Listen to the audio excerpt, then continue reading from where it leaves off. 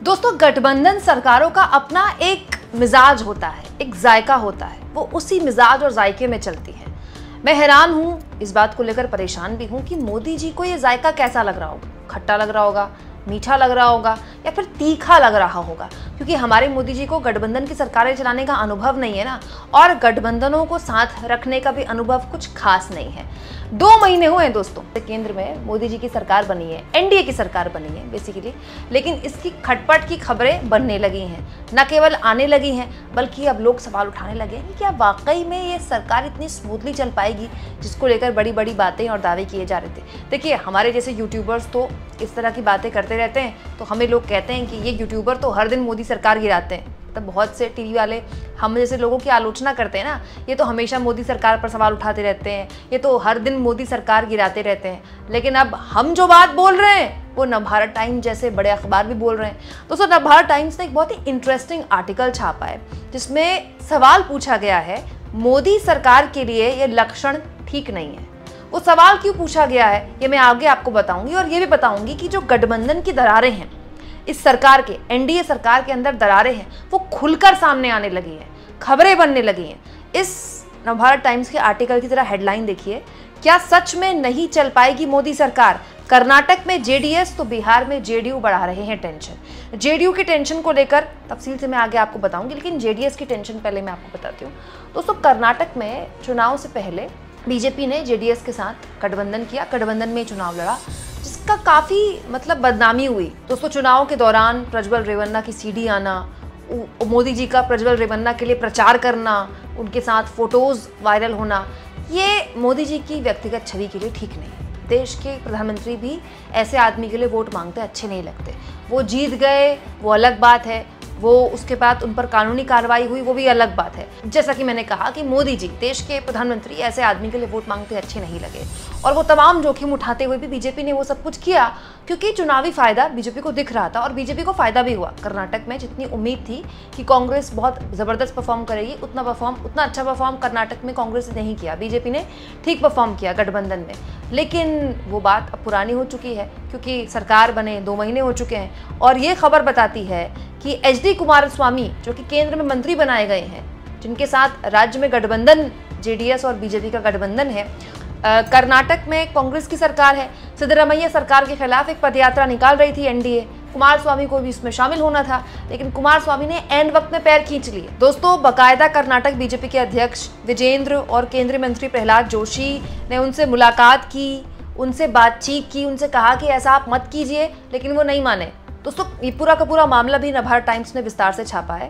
दरअसल कर्नाटक में कथित घोटाले को लेकर एनडीए ने सिद्धरामैया सरकार के खिलाफ, जैसा कि मैंने आपसे कहा, पदयात्रा का ऐलान किया था। दोस्तों, मैसूर अर्बन डेवलपमेंट अथॉरिटी में कथित घोटाले को लेकर सीएम सिद्धरामैया पर इस्तीफे का दबाव बनाने के लिए बीजेपी और जेडीएस ने कार्यक्रम किया था कि 7 दिन के लिए वो पदयात्रा करेंगे।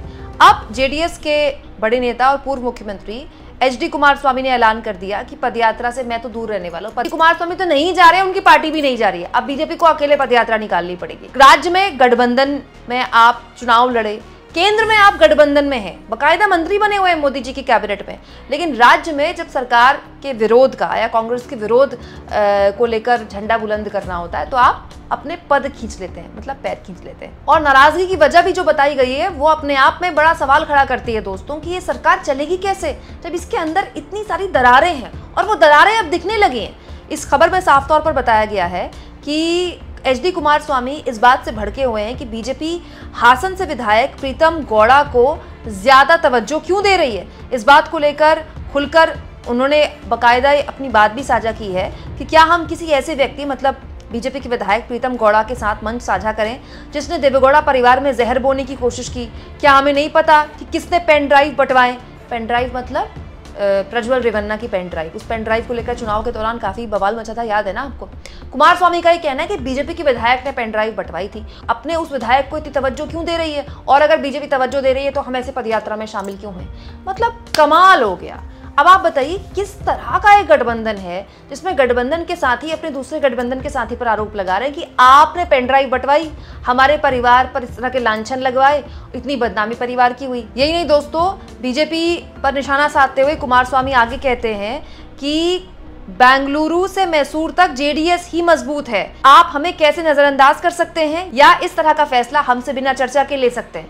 कमाल की बात है, जेडीएस और बीजेपी के बीच में क्या बातचीत नहीं हुई थी पदयात्रा को लेकर? दोस्तों, कुमारस्वामी बीजेपी को याद दिला रहे हैं कि बेंगलुरु से मैसूर तो हम हैं, हमारी पार्टी बम बम है, हमारी पार्टी की चलती है, आपने हमसे बिना पूछे पदयात्रा का कार्यक्रम बना लिया। क्या वाकई ऐसा हो सकता है दोस्तों कि दो पार्टियां पदयात्रा में शामिल हो रही हैं और दूसरी पार्टी एन पदयात्रा में कह रही है कि हमसे तो बात ही नहीं की गई, या फिर मामला कुछ और है? दोस्तों, ऐसा नहीं है कि देवेगौड़ा का परिवार या कुमारस्वामी कोई गठबंधन तोड़ने जा रहे हैं या किसी भी तरह से वो केंद्र से अपना समर्थन वापस लेना जा रहे हैं, या ऐसा कुछ भी नहीं है। राज्य में वैसे भी अभी चुनाव नहीं होने हैं कर्नाटक में, और ऐसे मंत्री पद कोई नहीं छोड़ता है। लेकिन ये प्रेशर पॉलिटिक्स है, गठबंधन में प्रेशर पॉलिटिक्स की जाती है, लगातार की जाती है, पूरे साल की जाती है। अब बीजेपी को इसकी आदत नहीं है, खास तौर पर हमारे मोदी जी तो किसी की सुनते नहीं है। लेकिन वही तो मैं कह रही थी कि गठबंधन का जो मिजाज है, जो एक जायका है, वो ऐसा होता है कि पता नहीं मोदी जी को अच्छा लग रहा हो कि नहीं लग रहा होगा। ऐसा थोड़ी है कि इतनी बड़ी खबर हो कि मोदी जी को पता ना हो, उनके कैबिनेट के सहयोगी इतने गंभीर आरोप खुद उनकी पार्टी पर लगा रहे हैं। दोस्तों, इसके अलावा नीतीश कुमार को लेकर भी अगर आपको विस्तार से खबर जाननी है तो आप चाहें तो मेरी ये वीडियो देख सकते हैं। आज मैंने ये वीडियो बनाई जिसमें मैंने आपको बताया कि नीतीश कुमार ने ठीक 6 दिन के अंदर बीजेपी को जोर का झटका जोर से दिया था। 6 दिन पहले याद है ना आपको, लोकसभा में बड़ी बड़ी तारीफ करते हुए पूरे ढोल नगाड़ों के साथ, जोर शोर के साथ बीजेपी वक्फ संशोधन बिल लेकर आई थी और सरकार को ये उम्मीद थी कि वो बिल पास करवा लेगी। लेकिन हुआ उल्टा।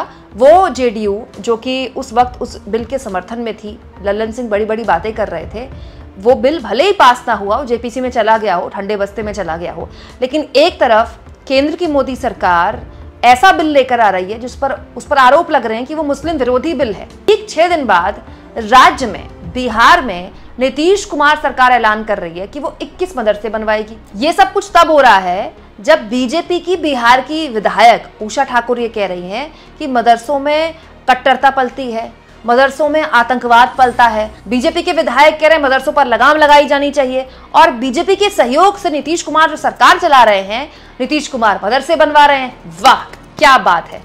अब ऐसा भी नहीं है कि नीतीश कुमार कोई पलटी मारने वाले हैं, ऐसा भी नहीं है कि नीतीश कुमार कोई समर्थन से हाथ पीछे खींचने वाले हैं, लेकिन नीतीश कुमार को बिहार में अपनी पॉलिटिक्स करनी है, उनको अपने सेक्युलर चेहरे को बनाए रखना है, क्योंकि उनको खुद नहीं पता ना कि आने वाले वक्त में दोबारा वो पलटी मार सकते हैं कि नहीं मार सकते हैं। कल को आरजेडी के साथ सरकार बनानी पड़ जाए तो एक ऐसे चेहरे के तौर पर, एक ऐसे राजनीतिज्ञ के तौर पर वो अपना चेहरा क्यों बनाना चाहेंगे जो वक्फ संशोधन बिल जैसे बिल के साथ खड़ा होता है? तो वो डैमेज कंट्रोल कर रहे हैं एक तरह से, क्योंकि अगले साल बिहार में विधानसभा चुनाव है। कुल जमा बात है कि ना तो एचडी कुमारस्वामी सरकार से समर्थन वापस लेने वाले हैं, ना नीतीश कुमार सरकार से समर्थन लेने वाले हैं। दोनों अपने अपने राज्य में राजनीति कर रहे हैं, केंद्र में समर्थन के साथ। लेकिन दोनों ही राज्यों में बीजेपी गठबंधन में है, दोनों ही पार्टियों के साथ। एक में तो सरकार चला रही है बिहार में, लेकिन अब बीजेपी के समझ नहीं आ रहा है कि एक तरफ तो उसके कट्टर हिंदुत्व की छवि को नुकसान पहुंचाया जा रहा है राज्य के मुखिया द्वारा, राज्य के नीतीश कुमार मुख्यमंत्री द्वारा,